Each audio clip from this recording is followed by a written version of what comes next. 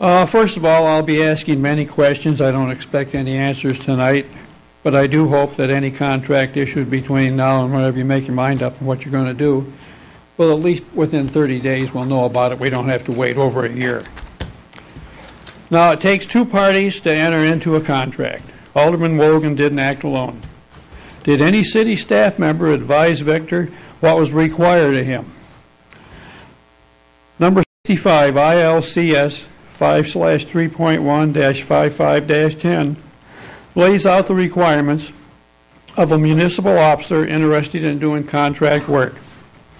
I strongly advise the council members to read this before you make a decision. A lot of what Mr. Benacki just mentioned is part of this state statute. According to the city check registry, Mason Works LLC, which Victor Wogen is the sole proprietor, received 6 contracts to work on 3 different job sites over a 6-month period in 2008. 2 contracts to repair the west wall of 235 East Lincoln, one in June, the other in November, and another contract to repair the east wall at 229 East Lincoln in June 2008.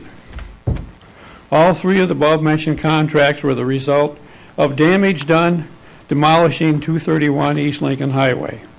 The total cost to repair this site was $37,000. I call this some real creative contract agreements. Who designated the scope of this work and inspected the same upon completion? Victor failed to pay 2 of his employees the prevailing wages required by state law, and they contacted the Illinois Department of Labor. Needless to say, what had been kept quiet for over a year was now public knowledge, thanks to the local bricklayer union business agent.